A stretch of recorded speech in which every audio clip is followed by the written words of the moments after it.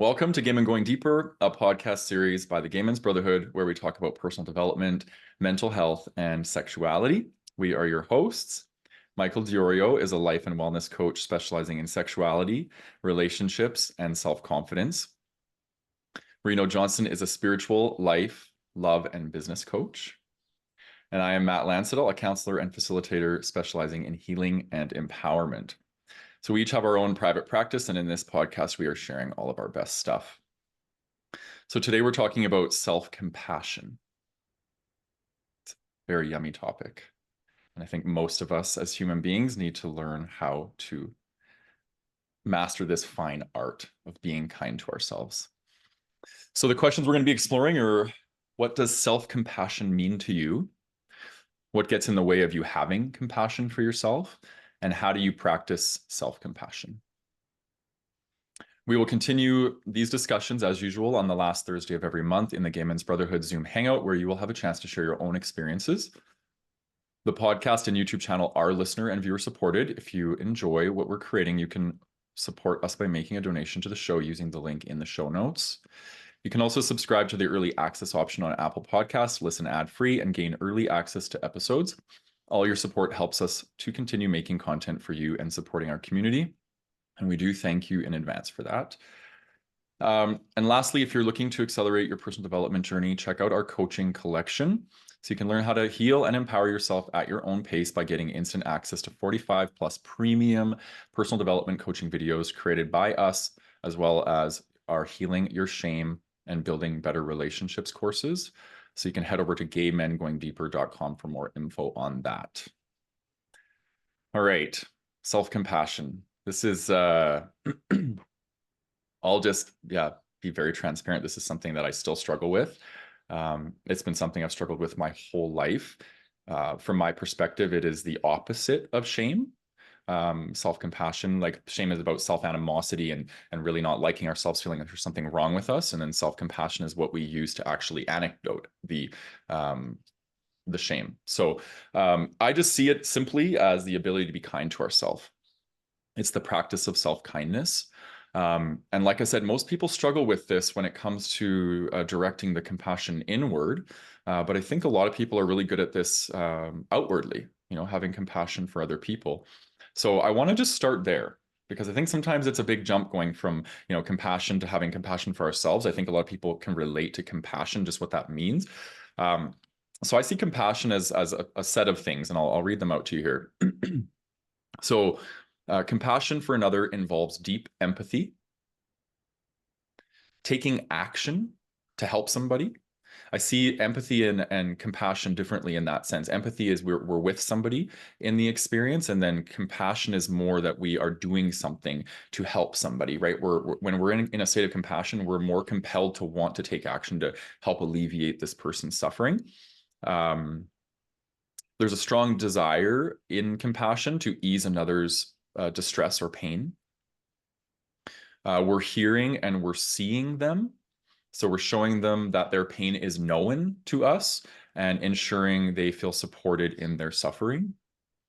We're refraining from judgment. We're trying not to fix them or solve them, but being with them as they are. And we're helping them connect to their own inner wisdom when we're practicing compassion, right? So I want you to, and I want the listener viewer to just close your eyes for a second. And I want you to think about the last time that you felt compassion for somebody.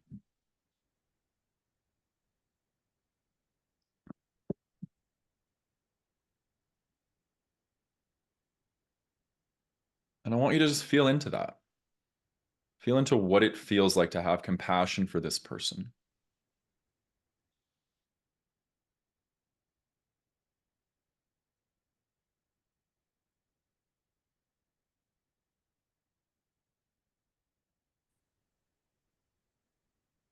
And what does it feel like to have compassion? Where do you notice it in your body?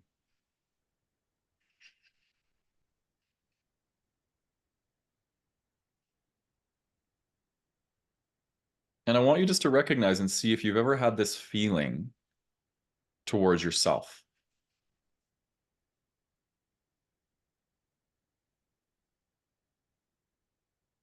Noticing anything in your body or in your mind that shifted when you brought the attention from somebody else to yourself. Does it make it more difficult? And if so, just observe that.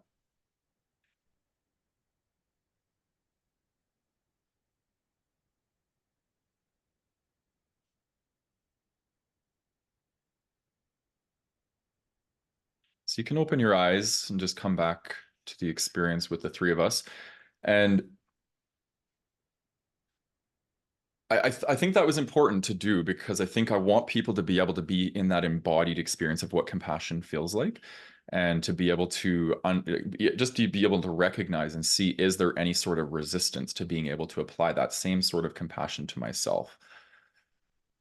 And I think one of the first steps of compassion is to be able to find the part of us that needs compassion and identify that part, and then ask ourselves, how can we serve that part of us? Right? There's many different parts in all of us, right? And there's the higher self-wisdom, and there's the lower self-wisdom, and there's the inner child, there's, the shadow sides, we have all these parts. And the part of us that we use to apply self-compassion is the heart-centered, more wise part of us, right? Some of you might remember from the inner child episode, me sharing that I have these two people inside of me, and I have this very wounded inner child that I'm still healing and working through. And then I have this father energy. And that father energy is where I tend to share my wisdom from and where I counsel from and these sorts of things. But that doesn't negate that I have this other part of me that is still hurting, right? So I wanted to really make that clear. It's like we can practice compassion for ourselves when we separate ourselves from the person that needs compassion, and we start to connect with this higher wisdom. Very possible, very easy, not very easy, but very doable. To make this happen. So I kind of almost look at it as like we're personifying the two parts of us, one that needs compassion and one that can give compassion. Okay, so the person that you were connecting with, that was giving compassion to the person in your thought, is this person. This is the higher you that is capable of compassion, right? And sometimes when we're in a place of not being able to give compassion, or we're judgmental of people, we're probably usually in that lower part of us that doesn't feel like we're getting compassion from the world. So we don't want to give it if we're not receiving it. It's very much an ego energy. Okay. So I kind of look at it as there's three things that are kind of included in the self-compassion umbrella. Again, the first one is awareness. So we need to be aware of what part of us needs compassion, what we need compassion for. So a couple questions I thought of were, what is causing me to have animosity with myself right now? Why am I hard on myself? And looking at befriending that inner bully, right? Because that inner bully feels scared, feels resentful, disappointed, and we need to kind of befriend that part of us, and then we can start to offer compassion. The next one is self-kindness. So some questions that can help explore self-kindness is, how can I be more gentle with myself right now? How can I show up for myself in ways that support who I'm becoming, rather than punishing myself for who I wasn't or was, whatever that is for you? And then the last one, which from my perspective and in my experience, because I've struggled with a lot of shame and trauma in my life, is allowance. So I practice the art of giving myself radical permission, which is space to be as I am. Even if I find myself in the most terrible mood, cranky as fuck, hating on everybody, I will just say, I'm going to give myself permission to be in this place right now. And that for me is the space where self-compassion can start to come in and transform my experience. So I practice the authentic principle of welcoming everything, letting go of preferences for who I think I need to be or should be, and accepting myself for who I am in any given moment. I think that's been my practice of self-compassion through what I call allowance or radical permission, whatever you want to call it.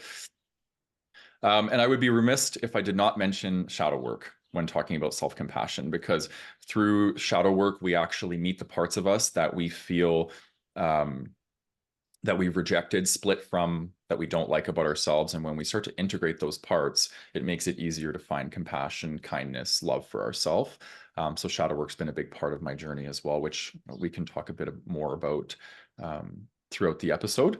So I feel like I've answered, what does self-compassion mean to me? I would love to hear from each of you two what self-compassion means to you. And why don't, for this episode, we'll start with Michael. All righty. Thank you, Matt. Lovely intro. So informative. I think our audience will get a lot out of that. I sure did. I like that embodiment practice. That was really nice. It definitely stimulated some stuff within me that I want to share. Cool. Yeah, I'm glad. Okay. So for me, self-compassion, I'll start with kind of my literal definition. For me, it falls under the greater umbrella of self-love and a lot of these other selves.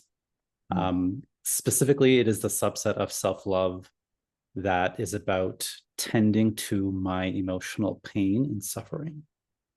That's how I look at self-compassion. And there's a lot of ways to practice it, which we'll get into for sure. And I like how you started off by saying there's lots of ways to practice as well.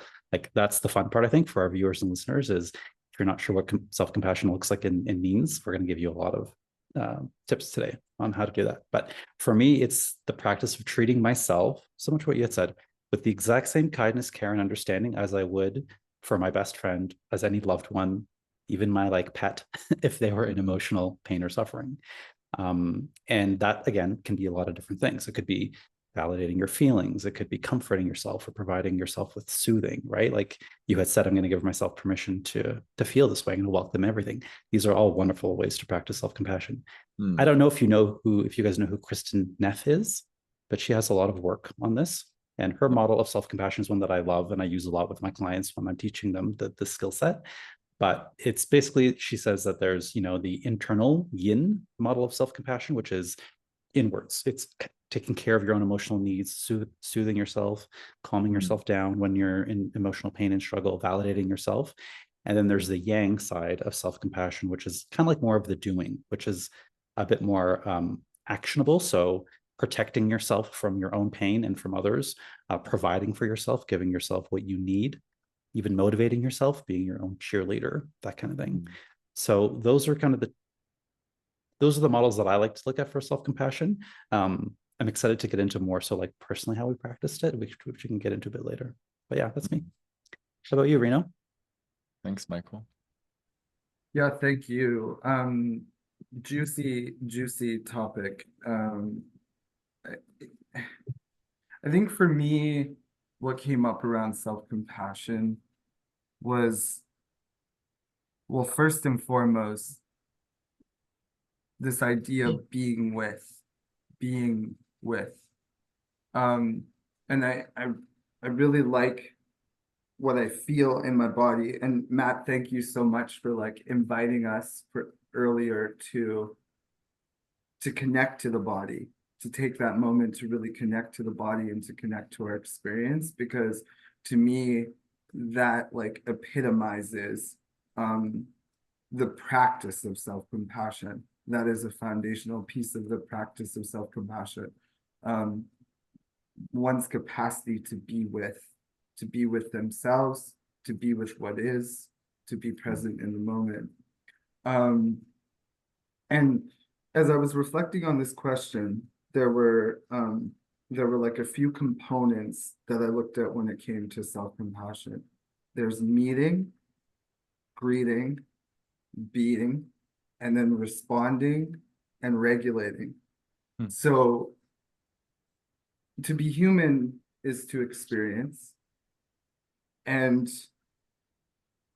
we'll probably talk a bit more about this when we get into some of the other questions, but my experience is that what happens when I'm experiencing is that there are all sorts of other things that creep in, whether it's socially, environmentally, intellectually, emotionally, etc.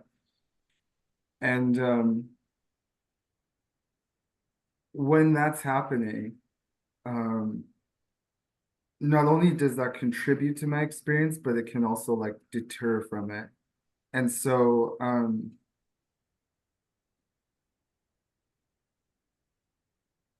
and I'm sorry, I'm processing my thinking right now. what I've seen is that in those moments, my responsibility is to meet what's present, is to meet what's there, to then greet it, that is to acknowledge it, to say hello to it. It's like, okay, I am having an experience. There's an experience that is present. To then be with it, right? Not to judge it, not to change it, not to tweak it, but just to allow it to be there. And then to respond to it. And following that, to invite a sort of regulation to happen. So that for me is kind of like what self-compassion looks like. Yeah. I'll leave it there. I'll leave it there. That's what I've got to say. Yeah. Thanks, Bruno. I Thank love how you. you honor yourself and just slow yourself down and really connect inward to what needs to be shared. Take all the time. You never have to say, Thank you. it's Yeah, like, because it's yeah, it's tricky. It's a loaded question, it's a yeah. loaded question. Like, what does self-compassion mean? And I really wanted to connect to, like, I looked at how it was defined, and I also wanted to connect to like how I relate to it personally, Yeah. and how I would break it down for myself. So yeah, thank you. Yeah. Yeah. I think that's why I value you so much on this podcast, because you bring a different tempo than say Mm, someone like Michael and I. Michael and I are a bit more cerebral, you're more embodied. I think you mm. bring that slower tempo, which is very important, and it actually balances probably Michael and I out too. So Yeah, yeah, yeah. thank you. Okay, yeah, thanks for sharing. Mhm. Let's move into the next question. So what gets in the way of you having compassion for yourself? So do you guys want to go first and then I'll go at the end, or? Sure. Okay, so why don't you Yeah. go, Mike? Yeah. I love this question. And what came up for me as you guys were just sharing now is that for me, I guess this is a bit of a tangent before I answer the question, but it is completely correlated to self-confidence. And I'll explain how that works. So as I develop my skill of self-compassion, and I have done a good job of that, I don't beat the shit out of myself anymore like I used to, right? So if I'm not going to beat the shit out of myself anymore, what that means is I'm going to do more in the world that I want to do. I'm going to be more me. I'm going to express myself more authentically. I'm going to take more risks. I'm going to fail. I'm going to get rejected. I'm going to try. I'm going to fail again. But it's fine. It's all fine. Because as I've developed that skill of self-compassion, I am my own soft place to land. I will not beat the shit out of myself emotionally. I will not judge and shame myself. Now I do, of course, I'm not perfect, but I can kind of bring myself back into that more self-compassionate spot. So when people say, oh, you're so unapologetic and you show up so, shamelessly, all these things, it's like, yes, because even with all of the hate that I might get, or all of the, even if I do fall flat on my face, and I do, it's not the end of the world. So I want to make that point for people who see self-confident people, authentically self-confident people. I bet you they have developed a very good practice of self-compassion if we look deep inside, if we look under the hood. But let's answer the question here. So yes, I'm not always good at it. I have developed a skill. What gets in the way is my inner critic.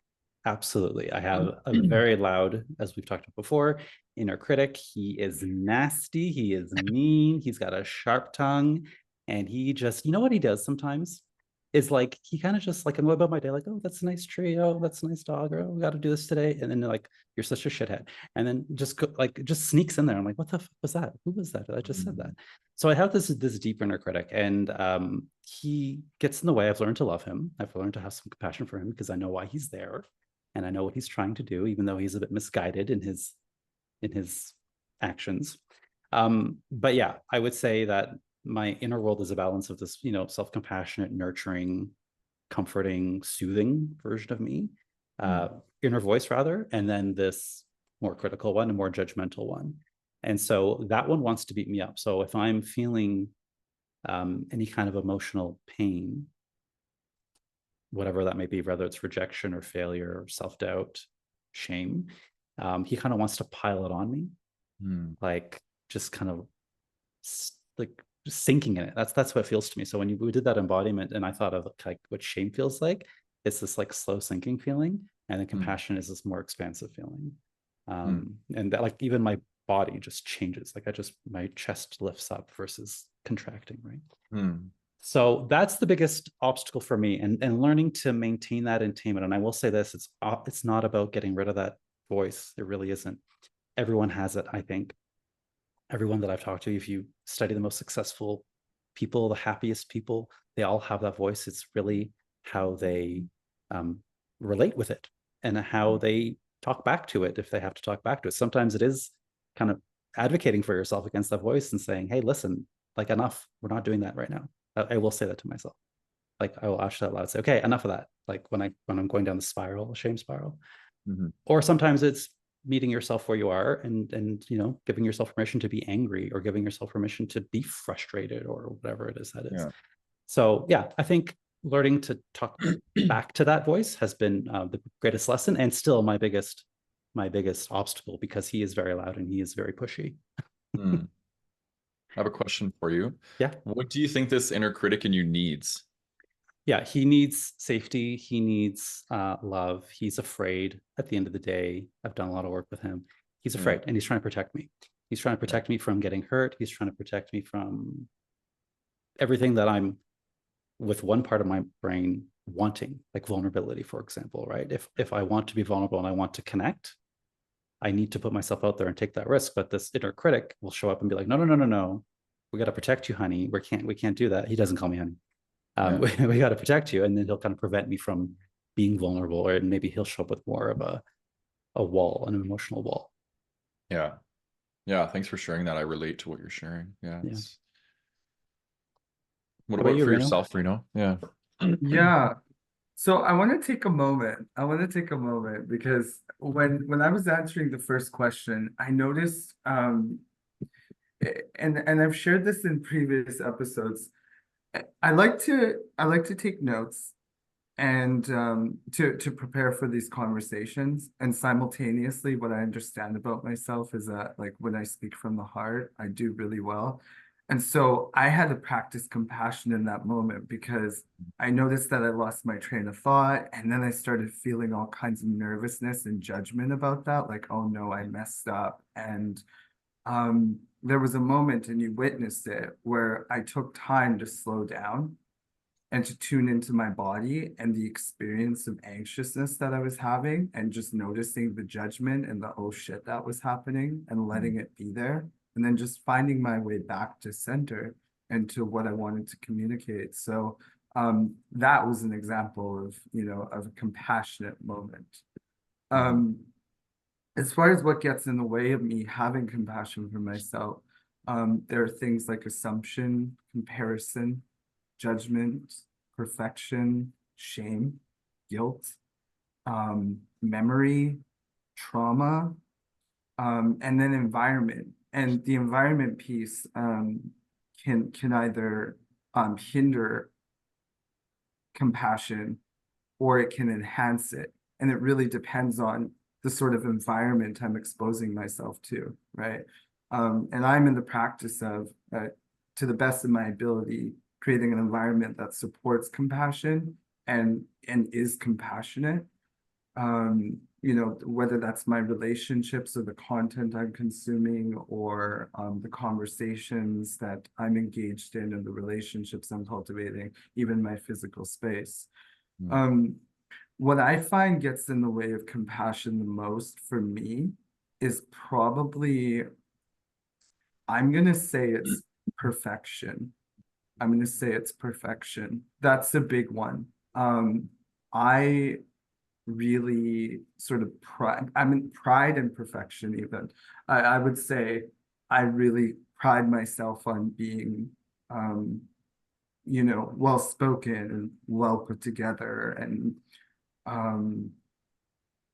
as someone who carries himself well, et cetera, et cetera. And it took me some time to really pick up on this, but I started to see that how I'm being perceived is really important to me.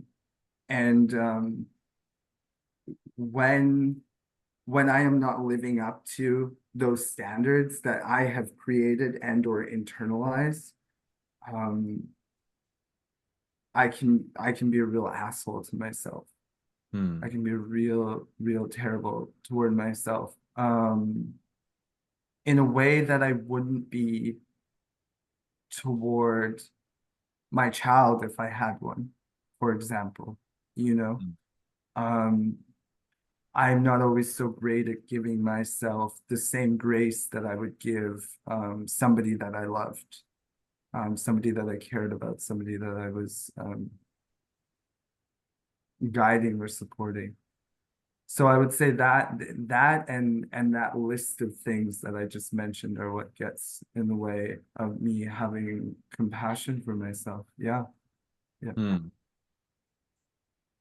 Yeah, yeah. thank you. That was beautiful how you did that. There's a practice in authentic relating called revealing your experience, and Mm. you just did a perfect example of that at the beginning of your share here, and just revealing what you just experienced, and that happens to all of us.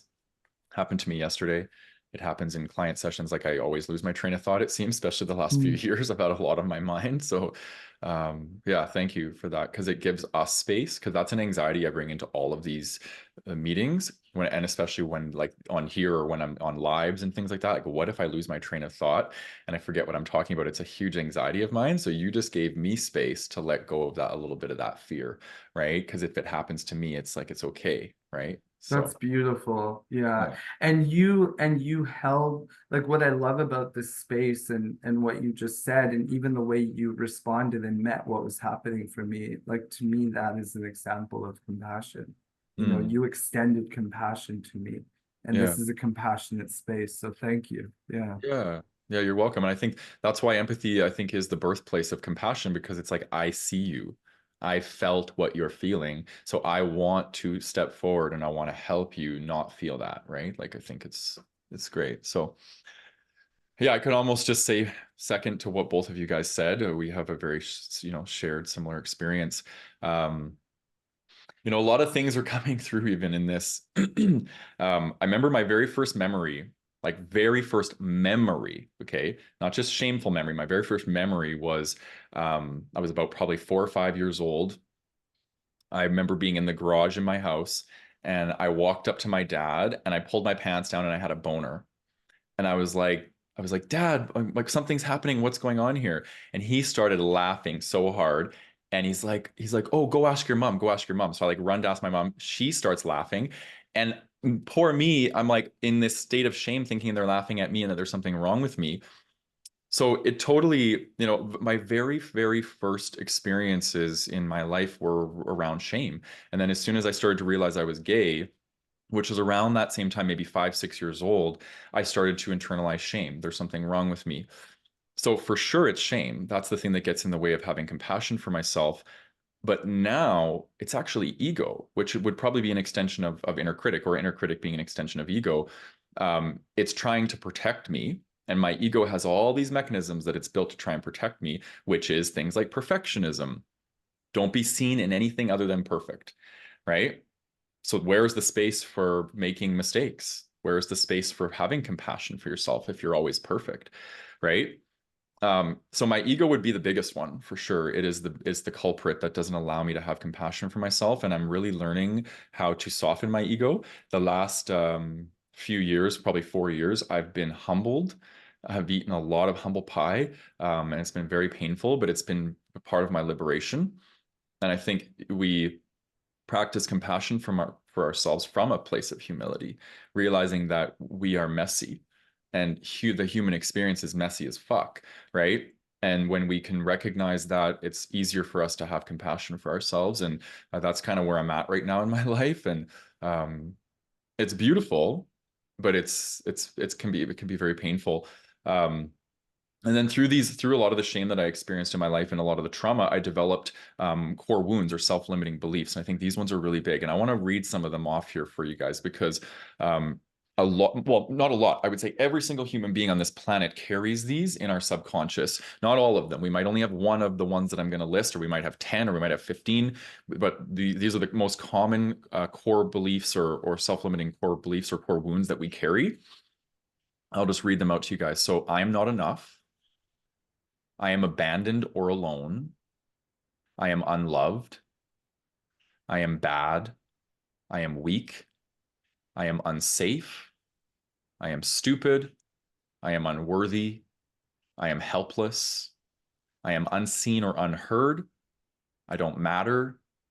Something is wrong with me. I am defective. I don't belong.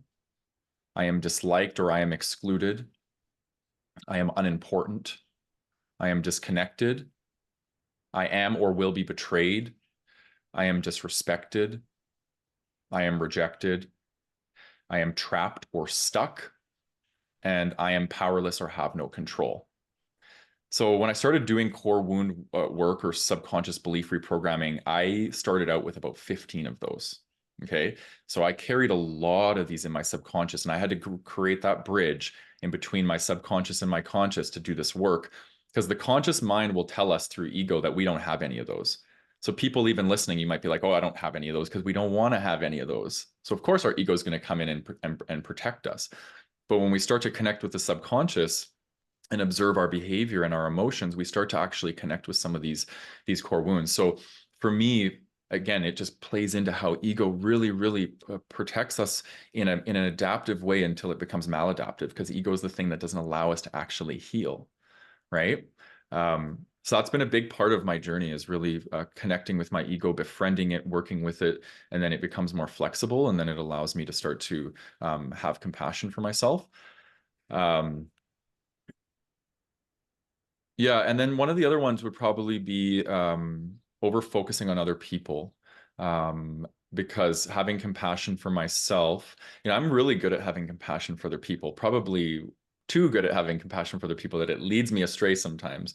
And I focus on everyone else and I don't focus on myself. And that comes from codependency, in my opinion. And I think, learning how to pull the attention away from everyone else and over focus on everyone else's needs, which is likely an adaptation to trying to find safety in our upbringing when we're younger, right? It's like, I got to be the one that mitigates and tends to everyone else's needs in my environment, so then I can restore safety within myself. So we learn that tending to everyone else creates safety for self, but it doesn't allow us to go that next step to have compassion for ourselves, because our only concern is just finding safety, restoring equilibrium, where I think self-compassion is about going beyond that equilibrium to something more expansive, like you said, Michael, like opening up, not just finding that equilibrium. So part of my path too has been about healing codependency and learning how to show up for myself and these sorts of things. So yeah, this is a big topic.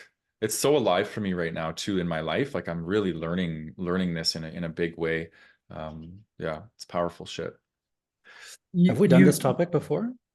We have, yeah. And it's Okay. been, I think it's been 2 years, and just like the last 2 years has been so expansive for me that Yeah. I'm like, I'm meeting this from a completely different place, energetically, emotionally, cerebrally, it's, yeah. It never gets old either. Like No. we could have this conversation over and over and over again every year. We could have it every month and it would never get old, because compassion never gets old. And I think that we like life and compassion, like you just we need it. We need it always. And those daily reminders. The other thing I wanted to say as well is that, consider this, like if compassion wasn't modeled and it wasn't something that you experienced when you were younger, or for during those like developmental and foundational periods of your life, those earlier years, like how would you know what it is? And how would you be able to extend it to yourself or another person? Like if you haven't seen it, if you haven't experienced it, and you don't know it, like give yourself some grace. Yeah. And again, even me saying that, I'm like, well, and if you don't even know what it means to give yourself some grace, well, you're probably going to struggle with that. And so, it's like, I empathize with you. I hold you in compassion if you're listening to this right now and that's your experience. You're like, I don't even know what that means. I don't know what it feels like. I've never seen it. I'm completely clueless. It's like, well, we're glad you're here. We're glad you're here. Yeah. Yeah, good point. And I think it's something that we learn, just like empathy. I think some people come into this world with innate empathy, but I think a lot of it is learned behavior, and I think compassion too. And, I have two parents, I love them to death, but they're very hard on themselves. And in some instances, they were very hard on me because they're hard on themselves. right? So I didn't learn self-compassion. I didn't learn self-esteem because these are two things my parents really struggled with as well. So those weren't modeled to me, right? So I've had to really learn and develop these things on my own. Yeah. And I think it also helps when other people do it for you, because then you can see it like when you're on the receiving end of it. And then I say, okay, like we talked about at the beginning, like what would you give your loved one, your best friend, your little puppy dog, if it was going through emotional pain? Like treat yourself with that same way. And in that sense, I think people can be like, oh, okay, we just got to turn that thing that I give outward inward, or the thing that I've received from my best friends and loved ones, and give that to myself, learn how to do that for myself. Yeah. Yeah, I love that. I love that. All right. Last question. Is there something you wanted to say, Michael? No, that's good. Okay. Okay, so how do you practice self-compassion, Michael? Yeah, okay. I have a bit to say on this one. You guys know I love giving you real life examples. So I would say most of the time it's going to be with kind of what Reno had said, and Matt, you're the same way. Like if I listen to this podcast back, or if I'm watching something on my social media, or I don't know, something that I've done, and like in my mind it's just this critical, like, why did you say that? Why do you sound like that? Why can't you sound more like blah blah blah? So like I fucked that up, or I meant to say this and I said that instead, or oh shit, I'm gonna really piss somebody off because I said something I shouldn't have said. It's a lot of that kind of showing up in my business, but I've done some work on there, but it still shows up all the time. Trust and believe, even when I do like something that people think is great, even if you guys give me the validation, I will still find ways to like pick it apart. So finding practicing in that sense is really, it's okay, you're fine, like you're just talking myself off that ledge. And that it's okay, and that even if I did fuck it up, it's not the end of the world. What's the lesson to learn from this? Let's move on, right? Not dwelling in it. That's one way I like to practice self-compassion, is not letting myself, because I could go down that spiral and stay there for a long time, shame spiral. So part of self-compassion for me is like, okay, honey, let's go. You've had your time in the shame sandbox. Let's get out of here, right? So that's part of what I do day to day. Recently, though, I had an example of something that is a bit more heavy, and I was going through my breakup with Star months ago. So anyone who's been through a breakup knows that there's a lot of pain to process in that. So some of the feelings that I had felt in that immediate aftermath and thereafter, and still do to some degree, is loss, grief, sadness, shame, disappointment, failure, anger, even frustration, all of these things. So when I refer to self-compassion, my definition of it was the aspect of self-love where you tend to your emotional pain. So a breakup, anyone who's been through one, wonderful time to practice self-compassion. So what it doesn't look like, and maybe what I used to do, or maybe what some of you out there might do if you are not well practiced in this skill, is numbing it away. I feel pain, I'm going to numb it away. So for me, that would be drinking, partying, going on Grindr, working, even like, oh, I'm just going to flood myself with work so I don't have to feel it. So I don't have to, so I don't have to feel my feelings. Okay, that's numbing. Denying it is, no, I'm good, I got this. Yeah, I'm a rock star, no problem. Like I don't feel anything, it's fine. Like all this kind of, it's fine, which is sounds good, but you need to have a space there where you do allow that pain to be there.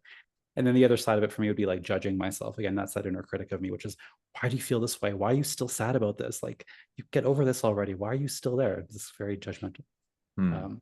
So the way to practice self-compassion, and what I did through this, and I must say, as terrible as a breakup is, I really saw the growth in myself from this breakup to the last one I had, which was maybe 4 years ago. Very different, very, very different. Still equally, actually, I'd say this one was more painful, but I handled it in such a different way. And I was so proud. I am so proud of myself for my self-compassion. So with all these feelings I felt, scared, disappointed, sad, lonely, I was my own BFF through it. Of course, I went to support. I went to get my support externally from my friends and family, and those who could and were willing to. But sometimes they weren't there. Sometimes when it's, midnight and you're in bed and you're alone and you want to cry because the guy who was there beside you for 3 years isn't there anymore, it's really sad and you want to cry. And so I cried, and that's that. Having a lot of self-talk, that I have a very, like you, Matt, very a lot of self-talk and a lot of dialogue, and just noticing what that is, right? So it's holding myself through it, being my own source of comfort, like a lot of, and it depends. It really depends. Sometimes it's, baby, you got this. I do talk to myself that way. Sometimes it's like, it's okay, let it out. It really depends. Like that yin and yang, sometimes it's more encouraging and motivational. Sometimes it's more soothing and comforting. And there's a lot of validating feelings as well. So instead of judging my feelings, it was, of course I'm lonely. Of course I'm afraid. Of course I'm sad. Who wouldn't be sad? Who wouldn't be afraid? Who wouldn't feel this way right now? Like, this is totally normal. I feel lonely. Yes, that's exactly how you should be feeling. You should be feeling lonely right now. There's nothing wrong with it. Yeah. So being my own soft place to land, as they say, in my own heart and in my own mind, so that I can process the pain, not deny it, not numb it, be sad, reach out for support, which is, I know, kind of the oxymoron of self-compassion, but where I can get support from others, do that. But if it's not available, then I need to do it myself. So that was a very big test for me in my self-compassion. I'm proud to say that I think I've done a really good job of it. Yeah, it's beautiful. Thanks for sharing that. There's an artist, a musician. His name is Trevor Hall. Some of you might know who he is, and he has a song called "You Can't Rush Your Healing." And it made me think of that, because it's like, truly, like, when you're lonely and you need to feel loneliness, you're going to have to feel loneliness. You got to go through that, right? It's like trudging through the swampy waters, and when we try and rush through that or bypass steps, that is an act of self animosity, actually, right? We're like, I don't want to be here. Stop. So I love that you're giving yourself space. Yeah. It's like telling that kid who's crying, stop crying. Like, but he hurt himself. You know what I mean? You gotta let him cry. Yeah. Yeah, exactly. Yeah. Reno, what about yourself? How do you practice self-compassion? I love that, Michael, being my own soft place to land. That was so yummy. Yeah. Wow. I want to start by saying something that came through when we were talking about compassion and self-compassion, which is, I'm trying something new. Can I give myself grace? Can I give myself compassion? I'm learning something new. Can I give myself grace? Can I give myself compassion? I'm experiencing something new. Can I give myself grace? Can I give myself compassion? And like these words to me are a reminder of what we're experiencing in every moment. Like this moment is different than the last, and the next will be different than this moment, and so on and so on. In every moment, something new is arising. And so can I give myself grace as I continue to grow, as I continue to learn, as I continue to experience, as opposed to, being critical toward myself, being judgmental toward myself? Can I recognize that this spiritual and human experience is one in which, in every moment, I'm learning, I'm growing, I'm changing, and that is deserved of grace, of compassion, you know. So I think that that's one way that I practice it, is to remind myself of that, and again, you saw it earlier when, I really admire the way the two of you come in with like notes and the way you break things down. And I try to adopt some of those qualities because I value them. And there's a way that I do things that is different and kind of off the cuff and by the seat of my pants. And so, I'm trying something new. Can I be compassionate toward myself as I'm learning, as I'm growing, as I'm trying something new, as I'm experiencing something new? And what that looks like is just slowing down and being with what's coming up, being with, what I'm experiencing and allowing it to be there, not making it wrong or even right for that matter, but just simply, it is. To get more practical, you know, I move, I feel, I reveal, right? I move my body and whatever's there. I allow it to I allow it to sort of guide me into what movement it needs, what it's drawn in the direction of, or what it's drawn away from, without judgment. Children are so good at this, you know. I've seen people try to force their kids to give me hugs, and they don't want to, and I'm like, this kid does not have to hug me, it's okay. You know, I respect and honor like what this child is experiencing right now, you know.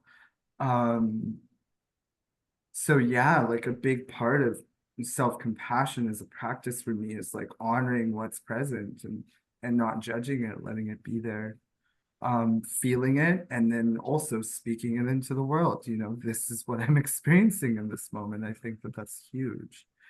Um, Again, some more practical aspects would be things like psychosomatic therapy. I have this guy who, shout out to my homie Logan. He, you know, he does body work with me from time to time.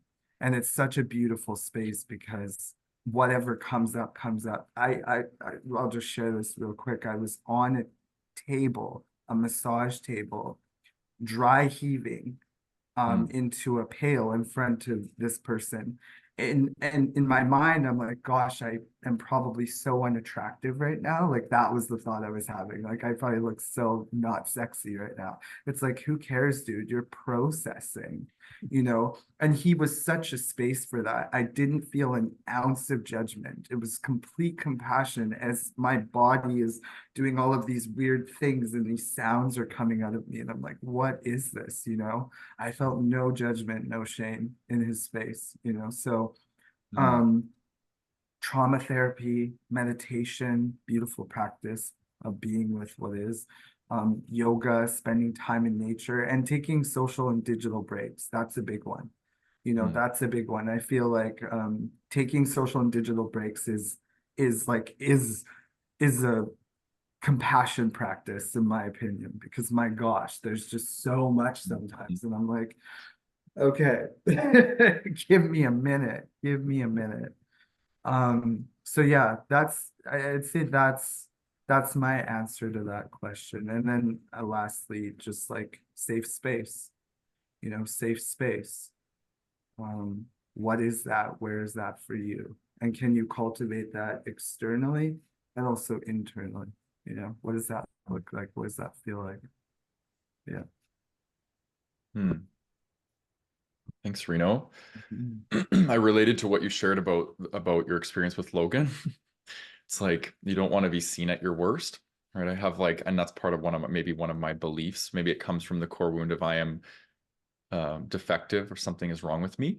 If somebody sees me at my worst, they're not going to love me anymore. They're going to abandon me. And I think that love and compassion are the embodiment of I see you at your worst, and I still love you and accept you. And in some cases, I love you and accept you even more than I did the previous moment.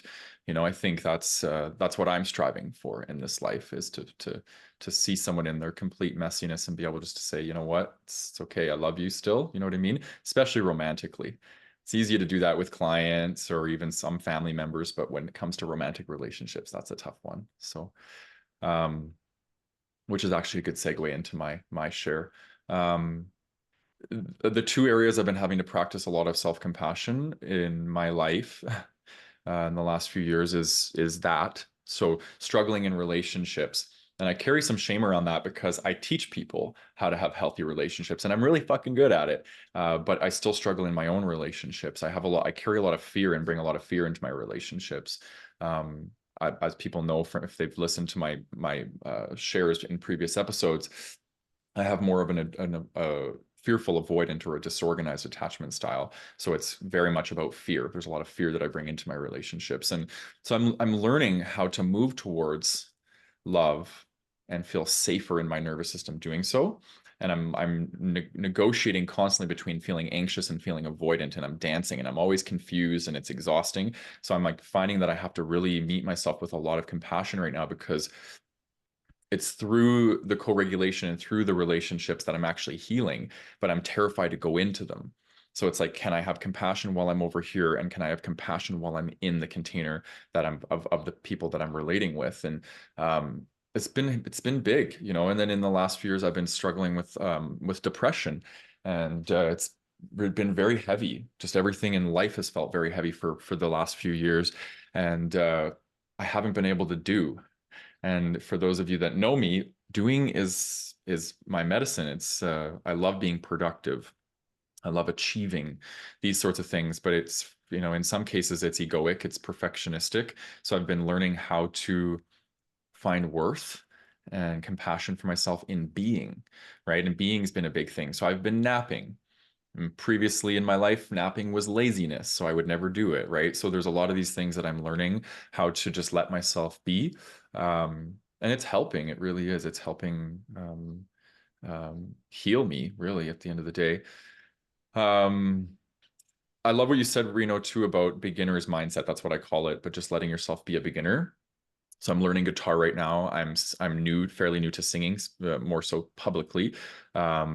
And I'm just really putting myself out there because I have more capacity for compassion for myself. I never put those things out there before, because when I would fail, I would literally feel like death, right? Because I didn't have any. So the greater my capacity for compassion for myself grows, the more I can put myself in situations where I might fail, because I know, like you said, Michael, I will have a safe place to land, which in my opinion is self-worth. Like everything we're talking about is that safe place to land for me is self-worth. Like I can come back on it, because I know if I fail, I'm still worthy, right? Um, having or talking to myself more kindly has been really important too. And I can't remember what it is. I think it's called I Am is the app. Yeah, the app I Am. So it's these things that pop up on your phone, and they're little affirmations, and they'll just pop up if I'm in the middle of texting, and I'll just pause and I'll just repeat it, right? And I'm like learning how to reprogram some of my thoughts, and just to being more gentle and kind with myself. Um, and then allowing my feelings and giving myself permission to feel like shit. Um, and for me, that looks like I give myself permission to feel like shit. Okay. And then I give myself permission for not wanting to feel like giving myself permission for feeling like shit. You know, because I'm like, I don't want to. I just don't want to feel like shit. I don't want to have to give myself permission for feeling like shit. I just want to be feeling better. And all that does is perpetuates my pain, makes it worse. So I'm really, truly using this as a secret weapon, this whole notion of radical permission, for all my experiences. And it's been really helpful. Allowing others to help me. This has been huge, really huge. Like in the last few years, even like almost opening myself up more to having mentorship and these sorts of things. I think I was too proud to have mentorship prior, and all stemming from ego. And just, it's really nice now. Like my best friend is just a godsend. She's helped me through this depression tremendously, and that's been a gift. My sister's been such a gift to me. Um, you know, my therapists, all the things, all the people that I've worked with, like I've really allowed people in. And again, that's part of my attachment style, is like, don't let people in. I'll be betrayed. I don't trust people. So I'm very guarded. So letting people in has been a big part of learning compassion for myself, because when I see someone giving me compassion, it makes it easier to give myself compassion. I'm finding it's really, really interesting. The next one I have here is self-care. Yeah, that's been a big part of having self-compassion, is just really treating myself well, you know, eating well, going for massages, doing things to tend to my mental health. That's been a big part of it. And then the last one, I wrote down inner child projection. And, you know, one of the ways that I have compassion for other people when I'm finding it hard is I picture their inner child. And so I'll picture the guy that's, you know, suffering or struggling, and especially if they're suffering and struggling is leading to them treating me poorly, I will try to look at them as a young 5-year-old boy or girl, and that helps me have compassion for them. So I've been learning to do that same thing for me. When I'm scared or I'm angry or I'm these things, how can I envision my inner child? Because that's the part of me that's probably feeling scared or angry or these sorts of things. So I turn that on me, and I try and connect with my inner little boy. So that was a beautiful episode, guys. Yeah. Yeah, thank you for sharing so vulnerably and open. Is there anything you want to add before we wrap up here? I'm all good. Go back to the inner child episode. I'll put it in the show notes because that one actually is a really good, goes with this one really well. Yeah, I agree. And I had to practice a lot of compassion for myself after that episode because I got really emotional in that episode. And then I was like, oh my God, Yeah. I overshared or I shared too much and I felt like a vulnerability hangover. Yeah. But then you guys also practiced really beautiful compassion with me in that episode. And even when we got off the episode, you guys were really there for me and supportive of that. So thank you. That's one thing I love about this like triad right here Yeah. is I feel like there's so much love here. Like there's so much love and so much support here, and it's really, really special. So Yeah. yeah, thank Yeah. you. And Yeah. I think the last thing I want to say that I didn't say at the top of the conversation is that like yeah, for me like compassion, self-compassion is loving what is. Like that's what I think I'm landing on at the end of this conversation is it's loving what is. Yeah. Yeah. Yeah, I agree. Yeah. I agree. Well, come and share your thoughts. Self-compassion, last Thursday of every month, Zoom hangout. It's free to come join. You can either join on our website, and we will send you the link in email, or you can join through the Facebook group, gaymensbrotherhood.com or Gay Men's Brotherhood on Facebook is where you'll find that. We'd love for you to come and share your experiences on self-compassion. This is a really important conversation for gay men because we struggle with a lot of shame, and self-compassion tends to be lacking in our community, I find. Yeah, and for those of you that are watching on YouTube, drop some comments. Let us know how you practice self-compassion. We'd love to know that. And if you're listening on your favorite podcast platform, drop us a rating, 5 stars preferably if you enjoyed what you heard. And also, please give us a review on Apple. This really helps us climb in the rankings so more people can see us. So if you have not yet, please give us a star rating of the actual podcast itself and then a review if you wouldn't mind, because it brings people to the podcast and joins in on the conversation and brings more consciousness to our community, which is what we're here for. So thanks for tuning in. Until next time, much love, everybody.